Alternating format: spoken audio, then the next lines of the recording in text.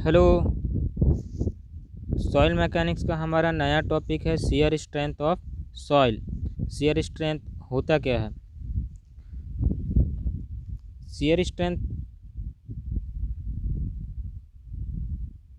Shear strength of a soil is defined as shear strength of the soil is defined as the resistance offer by soil grain against shear deformation.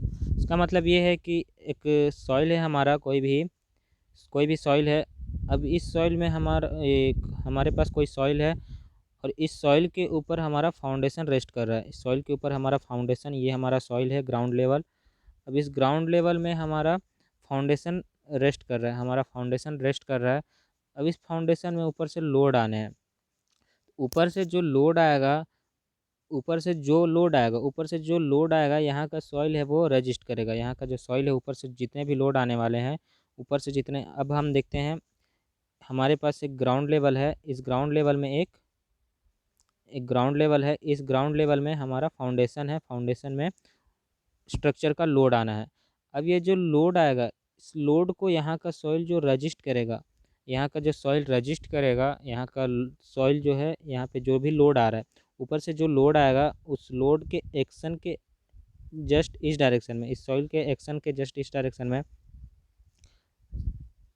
हमारे पास ये load है, ये foundation है। Foundation में load आ रहा है ऊपर से, यहाँ हमारा ग्राउंड लेवल है। अब ऊपर से जो लोड आना है इसमें यूनिफॉर्मली डिस्ट्रीब्यूट हो जाएगा। और ऊपर से जो लोड आ रहा है वो कुछ इस डायरेक्शन में है। अब हम यहाँ पे एक सॉइल का पार्टिकल उठाते हैं। अब सॉइल के पार्टिकल में लोड आ रहा है, लोड कुछ इस तरह से है, सभी डायरेक्शन से लोड आएगा। इसमें कुछ लोड इस तरह से है, इसमें लोड आएगा। अब इस लोड की वजह से सॉइल क्या है, डिफॉर्म होगा या फिर यहाँ से क्रैक होगा। यहाँ से क्रैक होगा, ये यहाँ से क्रैक होगा या फिर सॉइल डिफॉर्म होगा। सॉइल या तो डिफॉर्म होगा या तो क्रैक होगा मतलब यहाँ से ये दो पार्ट में डिवाइड होगा। तो शियर स्ट्रेंथ क्या होगा कि ऊपर से जो भी लोड आ रहा है, उस लोड की वजह से सॉइल को डिस्ट्रॉय होने से बचाएगा। ऊपर से जितने भी लोड आ रहे हैं, इस सॉइल में जितने भी लोड आ रहे हैं, इस लोड की वजह से जो सॉइल डिफॉर्म होगा, सॉइल या तो डिफॉर्म होगा या तो इसमें क्रैक होगा, शियर फेलियर होगा।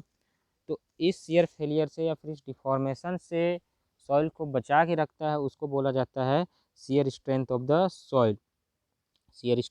सॉइल। अब एक बार और डेफिनेशन देख लेते हैं। Shear strength of the soil is defined as the resistance offer by soil against the shear deformation. मतलब शियर डिफॉर्मेशन के अगेंस्ट जितने भी रेजिस्टेंस आएगा, मतलब कि उसको डिफॉर्म होने से, सॉइल को डिफॉर्म होने से या शियर होने से उसको बचाएगा, उसको रजिस्ट करेगा, शियर उसको बोलेंगे शियर स्ट्रेंथ ऑफ सॉइल। उसको बोला जाएगा शियर स्ट्रेंथ ऑफ सॉइल। अब हम देखते हैं कि सॉइल में जो शियर स्ट्रेंथ होता है वो किन किन वजह से होता है, या फिर किन किन सॉइल में किन वजहों से उसमें शियर स्ट्रेंथ होता है और शियर स्ट्रेंथ के कारण क्या क्या हैं। तो सबसे पहला है इंटरलॉकिंग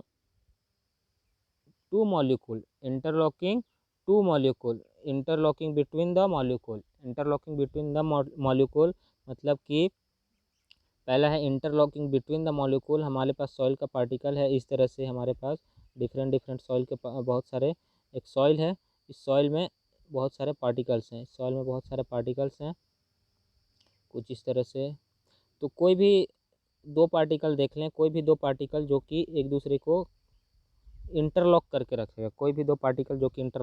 रखेगा, मतलब कुछ इस तरह से अगर दो पार्टिकल होंगे तो ये इसको डिफॉर्म होने नहीं देगा। और किस वजह से नहीं होने देगा, डिफॉर्म होने नहीं देगा, क्योंकि ये एक दूसरे से कनेक्टेड हैं, इंटरलॉक्ड हैं, एक दूसरे से कनेक्टेड हैं। इन कनेक्टेड होने की वजह से इसका शियर स्ट्रेंथ बढ़ जाएगा। इसको आप देखना चाहें तो कुछ इस तरह से भी देख सकते हैं। मतलब कि ये सॉइल का दो मॉलिक्यूल हैं। यहाँ पे अगर आप देखेंगे, यहाँ पे अगर ऊपर से कोई भी लोड आएगा तो यहाँ पे देखेंगे तो सॉइल का जो मॉलिक्यूल है वो कुछ पतला सा है, और इस मॉलिक्यूल के आ जाने की वजह से यहाँ पे इसका जो मॉलिक्यूल का जो साइज़ है वो इंक्रीज़ हो गया। अब इस मॉलिक्यूल का साइज़ इंक्रीज़ होने की वजह से इसका शेयर रेजिस्टेंस बढ़ जाएगा। तो ये किस वजह से हो रहा है? ये हो रहा है इंटरलॉकिंग। अब दूसरा हो जाएगा फ्रिक्शन। अब सेकंड हो जाएगा friction between the particle. Friction between the particle मतलब कि कोई भी दो पार्टिकल्स हैं, बहुत सारे पार्टिकल्स हैं इसमें, बहुत सारे, कोई भी सॉइल सैंपल है, सॉइल सैंपल में बहुत सारे पार्टिकल्स हैं। अब इन पार्टिकल्स के बीच में फ्रिक्शन आएगा। इन पार्टिकल्स के बीच में ऊपर से अगर शियर रेजिस्टेंस आ रहा है, इस तरह से अगर आप देखें, इसमें ऊपर से लोड आ रहा था, इसमें शियर फोर्सेस कुछ इस तरह से आ रहा था।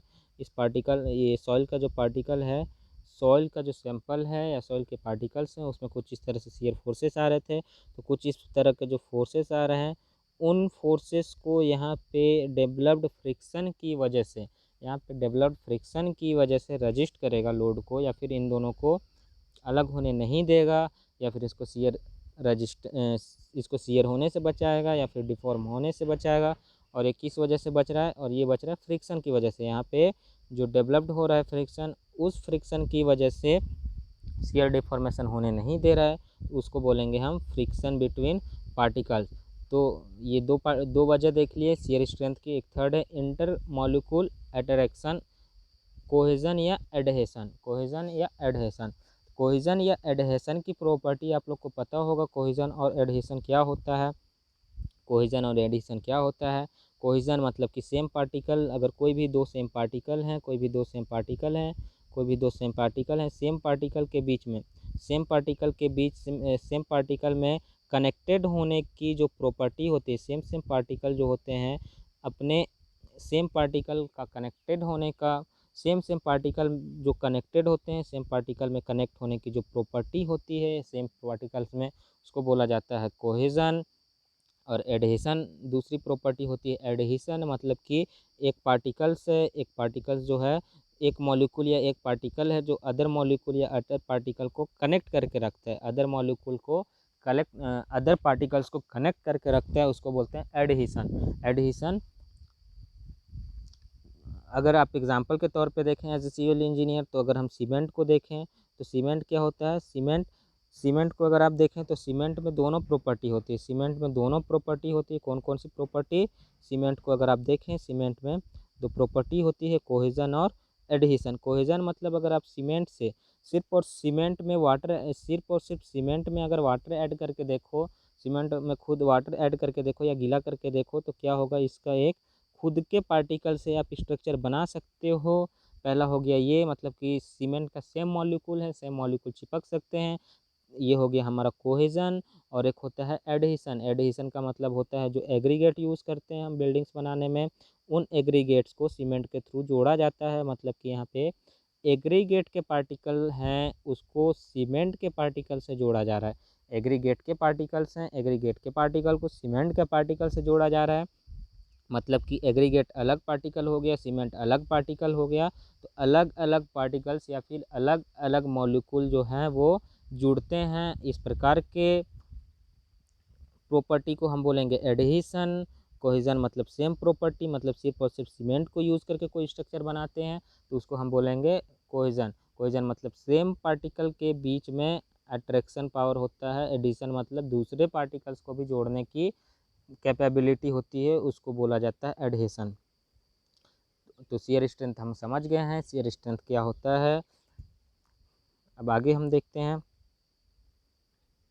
हमारे पास जो सॉइल होता है वो डिफरेंट का सॉइल्स हो सकता है। एक तो होगा सैंड, डिफरेंट टाइप के अब हम देखते हैं कि जो हमारा फ्रिक्शन है, फ्रिक्शन कब डेवलप्ड होगा, कोहेजन कब डेवलप्ड होगा, एडहेशन कब डेवलप्ड होगा, और इंटरलॉकिंग कब डेवलप्ड होगा। मतलब ये किस पे डिपेंड करता है और कब कब ये आते हैं, उनको बारे में हम देखेंगे। तो पहले हम देखते हैं कि क्ले या हमारे पास जो सॉइल्स हैं वो सॉइल कितने टाइप के होते हैं। अगर हम सॉइल मैकेनिक्स की बात करें तो सॉइल मैकेनिक्स में हम देखते हैं दो टाइप के सॉइल पढ़ते हैं। एक होता है फाइन ग्रेन सॉइल, और एक होता है coarse grain soil. Fine grain soil और coarse grain soil. Fine grain soil क्या होता है, जिनके पार्टिकल्स बहुत छोटे छोटे होते हैं, जिनके पार्टिकल्स बहुत छोटे छोटे होते हैं, मतलब इसके एक स्पेसिफाइड रेंज होता है 4.75 mm से लेकर के 4.25 माइक्रोन तक, 4.25 माइक्रोन, 0.425 माइक्रोन तक, 0.25 माइक्रोन इसको हम अच्छे से देख लेते हैं। हमारे पास जो सॉइल होते हैं, सॉइल्स हैं वो दो टाइप्स के हैं, एक है फाइन ग्रेन सॉइल और एक है कोर्स ग्रेन सॉइल। देखते हैं अब फाइन ग्रेन सॉइल क्या होता है, कोर्स ग्रेन सॉइल क्या होता है। फाइन ग्रेन सॉइल जिनके पार्टिकल्स जो हैं वो 425 माइक्रोन से बड़े होते हैं, जिनके पार्टिकल्स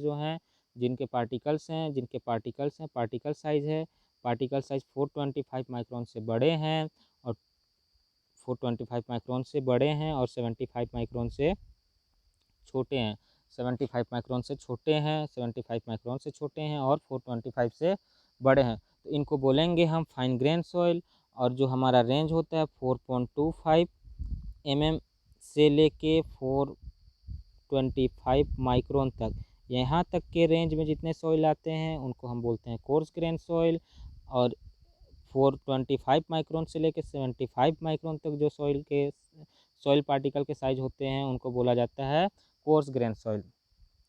अब जो हमारा फ्रिक्शन होता है, जो हमारा फ्रिक्शन डेवलप्ड होता है, फ्रिक्शन डेवलप्ड होने के लिए क्या चाहिए, हमें एरिया चाहिए, मतलब जितना बड़ा एरिया होगा, जितना बड़ा कॉन्टैक्ट एरिया होगा, कॉन्टैक्ट एरिया जितना बड़ा होगा, कॉन्टैक्ट एरिया जितना बड़ा होगा वो वहाँ पे उतना ज़्यादा फ्रिक्शन डेवलप्ड होगा। और कॉन्टैक्ट एरिया कब ज़्यादा मिलेगा, कॉन्टैक्ट एरिया जब ज़्यादा मिलेगा जब पार्टिकल के साइज़ बड़े होंगे, और पार्टिकल के साइज़ बड़े होंगे मतलब उसको हम बोलेंगे कोर्स ग्रेन सॉइल। तो हम यहाँ पे देखते हैं कि जो हमारा फ्रिक्शन है वो कब डेवलप्ड होगा, हमारा सॉइल अगर कोर्स ग्रेन सॉइल है, हमारा जो सॉइल है वो कोर्स ग्रेन सॉइल है। और कोर्स ग्रेन सॉइल है मतलब पार्टिकल साइज़ बड़ा है मतलब वहाँ पे कॉन्टैक्ट एरिया ज़्यादा मिलेगा मतलब वहाँ पे फ्रिक्शन डेवलप्ड होगा, तो वहाँ पे फ्रिक्शन डेवलप्ड होगा, तो कोर्स ग्रेन सॉइल में फ्रिक्शन डेवलप्ड होता है। फिर होता है फ्रिक्शन डेवलप्ड होगा कोर्स ग्रेन सॉइल में। और हम देखते हैं कि जो हमारा एडहेसन होता है, जो हमारा कोहेजन होता है, सेम पार्टिकल सेम मॉलिक्यूल जब एक दूसरे के साथ चिपक जाते हैं, सेम मॉलिक्यूल जब एक दूसरे के साथ चिपक जाते हैं तो उनको बोला जाता है कोहेजन। अब कोहेजन कब डेवलप्ड होगा, जब पार्टिकल्स के साइज़ बहुत छोटे छोटे होंगे, तो पार्टिकल साइज़ बहुत छोटे छोटे होंगे तो उनमें उनके जो मॉलिक्यूल्स होते हैं उसमें अट्रैक्शन पावर ज़्यादा होता है, तो वहाँ पे हमारा कोहेजन होगा। अब हम मोहर सर्कल के बारे में देखते हैं। मोहर सर्कल इम्पोर्टेंट टॉपिक है, काफ़ी बार हमारे एग्ज़ाम में आया हुआ है। मोहर सर्कल कैसे ड्रॉ करते हैं, मोहर सर्कल ड्रॉ करने के सबसे पहले हम देखते हैं कि जो हमारा सॉइल है यहाँ पे आप देख सकते हैं हमारा जो सॉइल है यहाँ पे ग्राउंड लेवल है, ग्राउंड लेवल में हमारा एक फाउंडेशन बना हुआ है, फाउंडेशन से ऊपर, फाउंडेशन में आगे ऊपर से लोड। अब इस लोड की वजह से यहाँ पे जो सॉइल में स्ट्रेंथ जनरेट होगा, स्ट्रेंथ कब जनरेट होगा, जब उस पर लोड आएंगे। अब लोड आएंगे तो लोड की वजह से वो डिफॉर्म होना चाहेगा जो सॉइल है ऊपर। अगर हम फाउंडेशन में देखें तो यहाँ के सॉइल के मॉलिक्यूल को देखें, यहाँ पे सॉइल के मॉलिक्यूल को देखें तो ऊपर से लोड आएगा तो ये डिफॉर्म होना चाहेगा। जब हम फाउंडेशन बनाते हैं तो वहाँ पे डिफॉर्मेशन बहुत ज़्यादा देखने को नहीं मिलता है, क्योंकि वहाँ पे सॉइल में शियर स्ट्रेंथ होता है, मतलब लोड आया, लोड की वजह से सॉइल डिफॉर्म होना चाहिए लेकिन नहीं होता है। और नहीं होता है क्योंकि सॉइल के पास शियर स्ट्रेंथ होता है। तो ये शियर स्ट्रेंथ दो वजह से होता है, एक होता है नॉर्मल डायरेक्शन में और एक होता है उसके साइड में। एक होता है नॉर्मल स्ट्रेंथ होता है और एक होता है शियर स्ट्रेंथ। नॉर्मल स्ट्रेंथ ये होता है कि सॉइल में जब उसके नॉर्मल डायरेक्शन में जो स्ट्रेंथ होता है इसको बोला जाता है नॉर्मल स्ट्रेंथ। और सॉइल में जब शियर की वजह से स्ट्रेंथ आता है, शियर की वजह से शियर में जब शियर स्ट्रेस को जब वो रोकता है, तो उसको बोलते हैं शियर स्ट्रेंथ। अब नॉर्मल स्ट्रेस को जब वो रोक के रखेगा, नॉर्मल स्ट्रेस की वजह से डिफॉर्मेशन नहीं होने देगा, मतलब इस डायरेक्शन पे लोड आ रहा है और इस डायरेक्शन पे लोड आने की वजह से डिफॉर्मेशन होने नहीं देगा, तो उसको बोलेंगे नॉर्मल स्ट्रेंथ। और इस पे जब साइड में आएगा शियर की वजह से, की वजह से डिफॉर्मेशन आएगा, उस डिफॉर्मेशन को रोकेगा उसको बोलेंगे शियर स्ट्रेंथ, और नॉर्मल डायरेक्शन में स्ट्रेंथ आएगा उसको बोलेंगे नॉर्मल स्ट्रेंथ। तो यहाँ पे दो टाइप की स्ट्रेस आ रहा है, अगर सॉइल के पार्टिकल में देखें तो एक इस डायरेक्शन में आ रहा है और एक इस डायरेक्शन में आ रहा है, एक इसके परपेंडिकुलर डायरेक्शन ये डायरेक्शन आ रहा है, एक सिग्मा एक्स और सिग्मा वाई आ रहा है। यहाँ पे अगर हम देखें तो tau x y shear strength इस डायरेक्शन में आ रहा है क्लॉकवाइज, एक होगा अगर इस फेस पे क्लॉकवाइज आ रहा है तो इस फेस में एंटी क्लॉकवाइज आएगा, एंटी क्लॉकवाइज स्ट्रेंथ जनरेट होगा। तो इस स्ट्रेंथ को लेकर के हम मोहर सर्कल ड्रॉ करते हैं, और मोहर सर्कल ड्रॉ किया जाता है इस तरह से कुछ, मोहर सर्कल इस तरह से कुछ ड्रॉ किया जाता है। सबसे पहले हम एक्सिस बना लिए, एक्सिस में ये ओरिजिन हो गया, ये एक्स एक्सिस हो गया और ये वाई एक्सिस हो गया। अब हम एक स्केल में लेके चलते हैं कि जो हमारा इस डायरेक्शन में नॉर्मल स्ट्रेस है कुछ, यहाँ पे आएगा सिग्मा वाई, यहाँ पे जो एक्स डायरेक्शन में स्ट्रेसेस आ रहा है उसको हम एक्स एक्सिस पे लेंगे, जो नॉर्मल स्ट्रेसेस है नॉर्मल स्ट्रेस को हम एक्स एक्सिस पे लेंगे, और एक्स एक्सिस में लेने के बाद यहाँ पे दो वैल्यूज़ आएंगे, दोनों वैल्यूज़ अलग अलग हैं, सिग्मा एक्स और सिग्मा वाई, मतलब एक्स एक्सिस में या फिर इस डायरेक्शन में शियर स्ट्रेंथ और एक है इस डायरेक्शन में शियर स्ट्रेंथ। अब हम देखेंगे सॉरी इस डायरेक्शन में नॉर्मल स्ट्रेंथ और एक इस डायरेक्शन में नॉर्मल स्ट्रेंथ। अब देखेंगे शियर स्ट्रेंथ एक इस डायरेक्शन में शियर स्ट्रेंथ है क्लॉकवाइज को ऊपर बना दिए, एक एंटी क्लॉकवाइज डायरेक्शन में शियर स्ट्रेंथ है उसको इधर कुछ बना दिए। अब हम इन दोनों पॉइंट्स को मिलाएंगे, अब हम शियर स्ट्रेंथ के दोनों पॉइंट्स को मिलाएंगे, इन पॉइंट्स को आप एक स्केल मतलब कि वहाँ पे कुछ डाटा वैल्यू गिवन होगा, न्यूमेरिकल के थ्रू समझेंगे डाटा न्यूमेरिकल कैसे गिवन होगा। तो अब इन स्केल्स को हम मिलाएंगे, इन स्केल को मिलाने के बाद यहाँ से हम अपना एक रेडियस लेंगे। अब इस रेडियस का आप अपने इसका एक रेडियस लेंगे, और इसका एक रेडियस लेने के बाद इसका एक रेडियस लेंगे, और इसका रेडियस लेने के बाद यहाँ पे आर्क बनाते हुए एक सर्कल बना देंगे, और ये हो गया हमारा मोहर सर्कल। इस तरह से हमारा मोहर सर्कल तैयार हो गया। मोहर सर्कल के बारे में अगर एक न्यूमेरिकल करेंगे तो अच्छे से समझ में आ जाएगा। अब आगे देखते हैं, यहाँ पे हमारा मोहर सर्कल ड्रॉ हो गया कुछ इस तरह से। अब मोहर सर्कल ड्रॉ हो गया। अब सॉइल का शियर स्ट्रेंथ यहाँ पे देखेंगे कि सॉइल का शियर स्ट्रेंथ कितना आ रहा है।